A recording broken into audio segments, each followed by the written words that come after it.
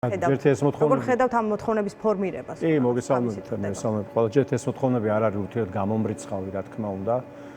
ბევრიც ერთი მეც, ჩემი თანამოაზრეების და ალბათ ბევრი ამ საქართველოში უკვე წლები არის, სწორედ არა მხოლოდ ვითხოვთ იმას, რომ ესწავლება გადადგეთ, არამედ აქტიურად ვიბრძვით იმისათვის, რომ ისინი წავიდნენ ხელისუფლებიდან და სწორედ ამიტომ გადავდგი მეც ეს ნაბიჯი, რომ პოლიტიკური საქმიანობა დამეწყო, ჩამოგვეყალიბებინა პარტია და შემდეგ მთელი ჩვენი შინაარსი, საქმიანობა, სულისკვეთება არის მიმართული იმისკენ, რომ ეს მთავრობა უნდა წავიდეს.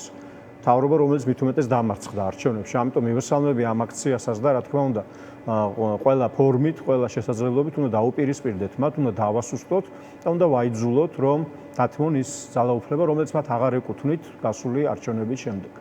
რაზეა დამოკიდებული, როგორ მიდის ეს პროცესი? 150 დღე გავიდა უკვე, რა განაპირობებს ან პროცესის დაჩქარებას, ან რაღაც ნიშნებს, რომ ოცნება და ამას განაპირობებს საქართველოს მოქალაქეების მოქმედება. საქართველოს მოქალაქეების ერთიანი, საქართველოს მოქალაქეების გაბედული და თანმიმდევრული მოქმედება. ძალიან შთამბეჭდავია ის, რომ 150 დღის განმავლობაში ადამიანები განუწყვეტლად არიან პროტესტში თბილისში და ასევე სხვა ქალაქებშიც, ესეც ძალიან მნიშვნელოვანია, ეს არ არის მხოლოდ თბილისის ამბავი, იმისათვის რომ გააპროტესტონ ყველაფერი ის, რაც ხდება ამ ქვეყანაში.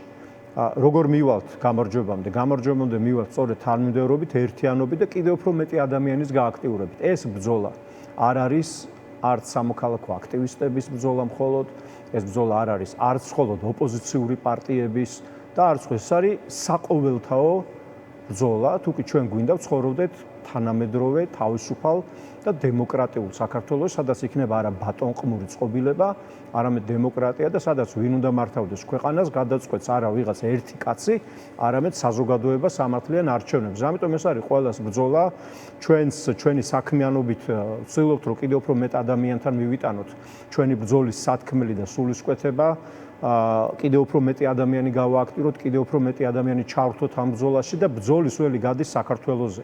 რა თქმა უნდა, ძალიან მნიშვნელოვანია რა გაკეთდება საზღვარგარეთ, სანქციები და ამ შემდეგ, მაგრამ თავარი არის როგორ იმოქმედებს ქართული საზოგადოება და ჩვენი მოქალაქეები. მოქალაქეები დღესაც მართავდნენ საპროტესტო მსვლელობას, როგორც თქვი უკვე 5 თვეა მინიმუმ, რაც ეს პროცესი მიმდინარეობს. ბევრი მათგანი დაჯარიმებულია, სასამართლოში უწევთ სიარული. არასამთავრობო სექტორი ცდილობს მათ დახმარებას, თუნდაც იურიდიულად, მედია ცდილობს ქართული ოცნების პრობლემებზე აქცენტირებას და ზოგადად პრობლემებზე აქცენტირებას დეზინფორმაციის წინააღმდეგ ბრძოლასაც მათ შორის. თქვენ როცა ამბობთ, რომ სათქმელი მიიტანოთ, ისინი გააქტიუროთ, ეს პრაქტიკაში როგორ გამოიხატება? კი, ძალიან კარგი შეკითხვა. თქვენი როლი ამ პროცესში რა არის? ძალიან კარგი შეკითხვაა, იმიტომ რომ მე ძალიან ხშირად მესმის ხოლმე, რომ სამბე რომ რას აკეთებს ოპოზიცია, წავიდეს და ხალხს ელაპარაკოს. დიახ. როგორ ხდება ეს პრაქტიკულად? ხალხთან ლაპარაკი, ხო? ან რა ფორმები არსებობს? აი თქვენი შეკითხვაც ეს არის. ხო, ამის რამდენიმე შესაძლებლობა არსებობს. ერთი არის მედიის გამოყენება, მეორე არის ხალხო საჯარო შეხვედრები, ამას ვაკეთებთ როგორც პროტესტში მონაწილეობით, ისე დამოუკიდებლადაც სხვადასხვა ტიპის საჯარო შეხვედრებით და საუბრებით, სოციალური მედიის გამოყენება და ასე შემდეგ, ხო? აი ეს ყველაფერი არის დაკავშირებული, რა თქმა უნდა, ფიზიკურ შეზღუდვებთან, ანუ რესურსებთან, დროსთან და ასე შემდეგ.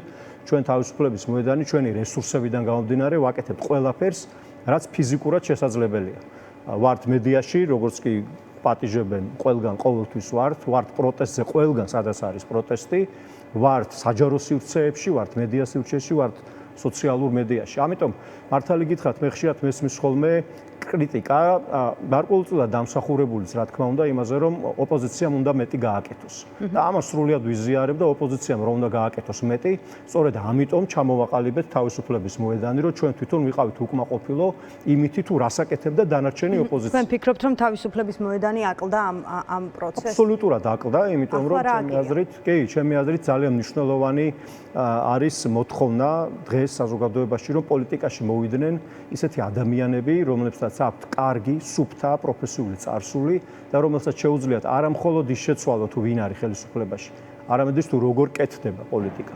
როგორ კეთდება პრინციპის დონეზე პოლიტიკა და ყველამ უნდა გააკეთოს უფრო მეტი. აბსოლუტურად. პოლიტიკურ პროცესში პოლიტიკური პარტიებისგან ალბათ ასევე ითხოვენ არა მხოლოდ ასეთ კომუნიკაციას სხვადასხვა ფორმებით, როგორც თქვენ ცდილობთ, არამედ რაღაც ინიციატივებსაც მათ შორის. შესაძლოა საინფორმაციო დღის წესრიგის ჩამოყალიბების პროცესში ოპოზიცია უფრო მოიკოჭლებდეს, ვიდრე თქვენი მოწინააღმდეგე დღეს. თუ ფიქრობთ, რომ აქ თვითკრიტიკული უნდა იყოთ, არა მხოლოდ თქვენ თავისუფლების მოედანზე არ მაქვს საუბარი, წარმოადგენთ ოპოზიციას, ხომ?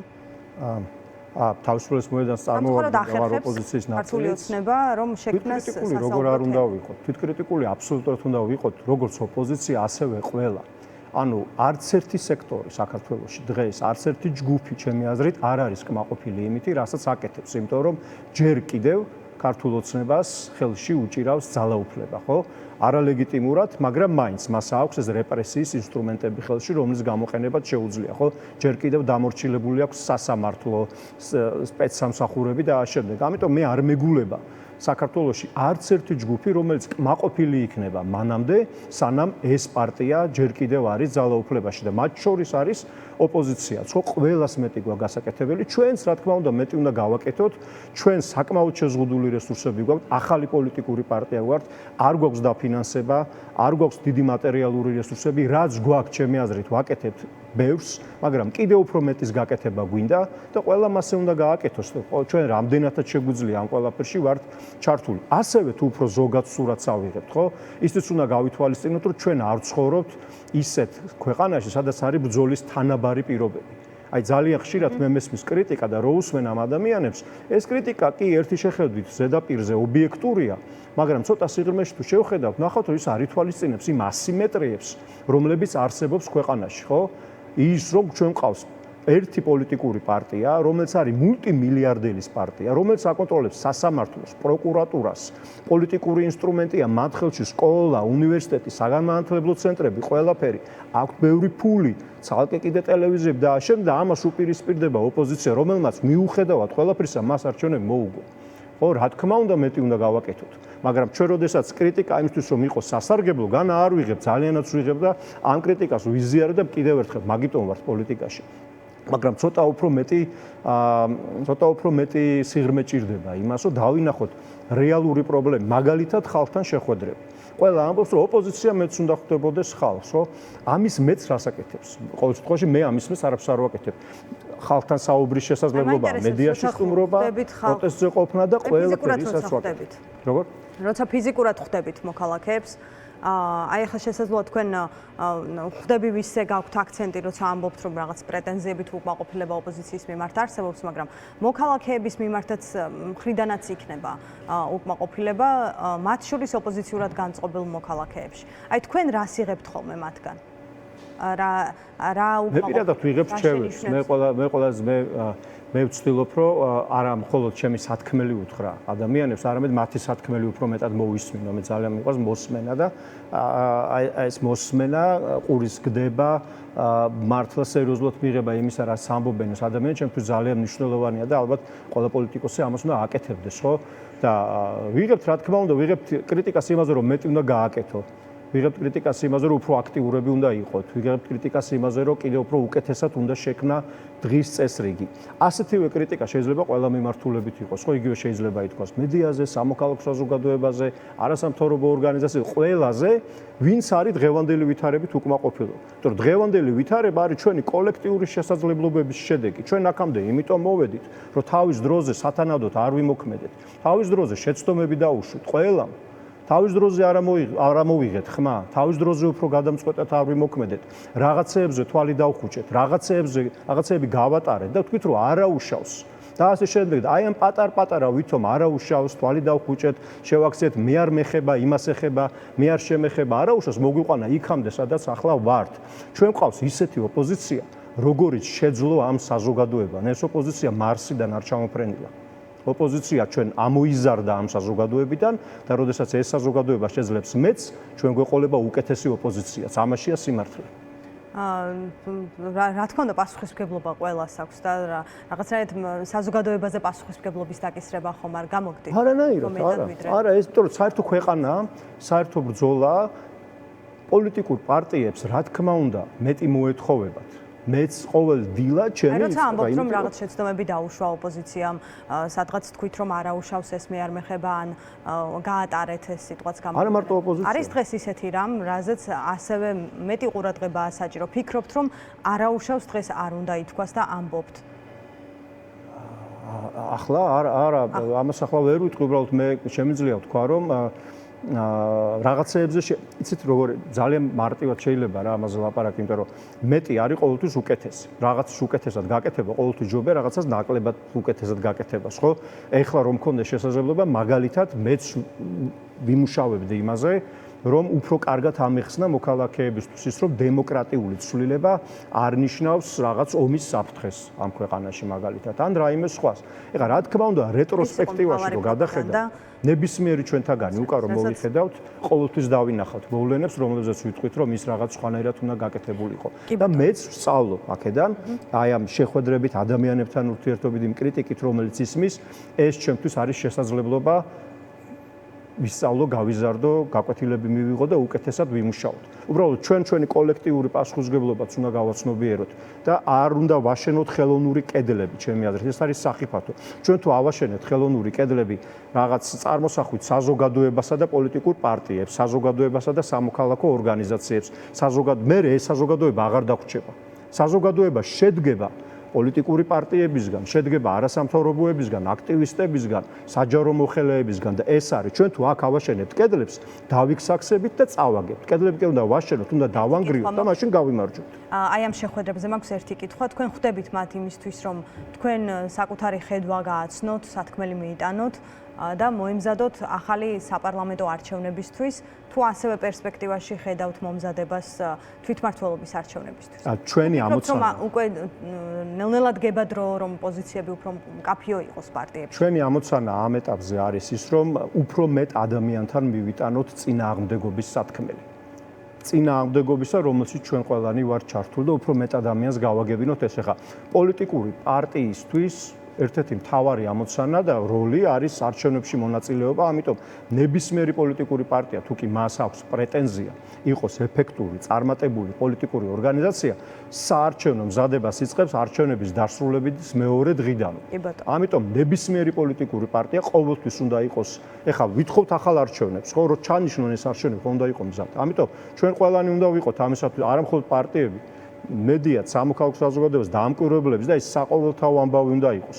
მაგრამ ეს რა თქმა უნდა არ გამორიცხავს იმას, რომ ჩვენს ბრძოლა უნდა გაგრძელდეს და უნდა მივიყვანოთ ბოლომდე. ამის ნაწილი, ამის კომპონენტია არჩევნები არის შესაძლებლობა და არა მიზანი. შესაძლებლობა ხელისუფლებას. ასე უყურებთ მათ შორის თვითმმართველობის არჩევნებსაც?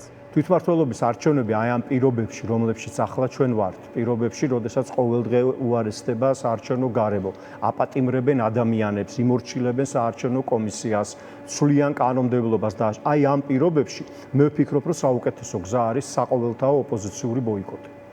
კი ბატონო, ნახოთ როგორ მოხდება. ერთი კითხვა მაქვს ასევე ოცნების ლეგიტიმაციაზე. თქვენ რა რესურსს ხედავთ, როცა ქართული ოცნება ცდილობს კავშირების დამყარებას თუ კომუნიკაციას შეერთებულ შტატებთან, ჩანს რომ მას ლეგიტიმაცია სჭირდება.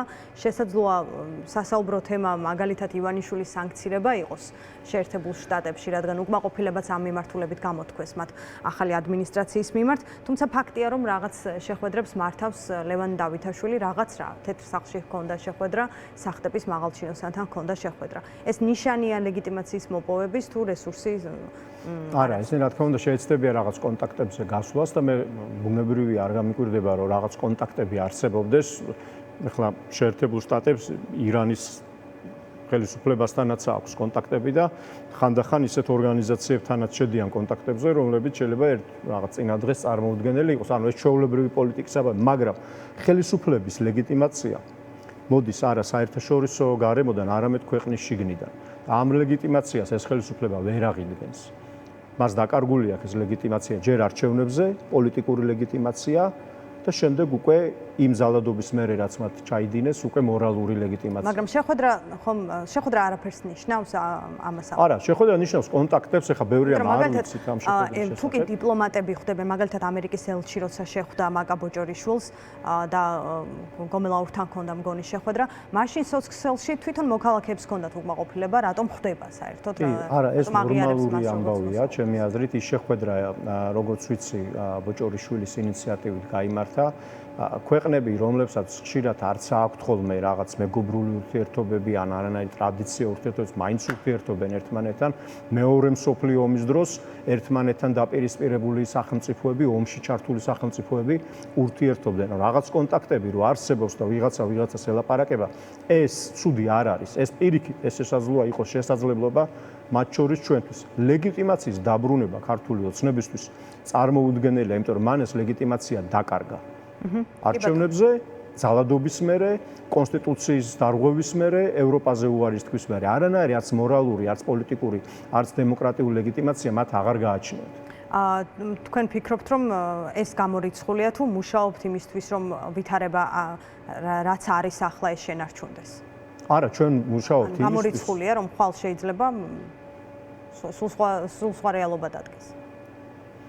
ხედავთ ამ პერსპექტივას. გამორიცხული, ხა როგორ შეიძლება რაღაცები გამორიცხო, თუმცა ალბათობით თუ შევხედავთ რა უფრო სავარაუდოა და რა არის უფრო ნაკლებ სავარაუდო, მე არ მგონია რომ რადიკალურად შეიცვალოს მაგალითად ევროპის პოზიცია ქართულ ოცნებასთან დაკავშირებით. ან რა ვიცი, რადიკალურად შეიცვალოს ქვეყნის შიგნით არსებული რაღაც განწყობები ქართული ოცნების მიმართ. ხო, ჩვენ რაზეც ვმუშაობთ არის ის რომ წინააღმდეგობა გაძლიერდეს. კი ბატონო.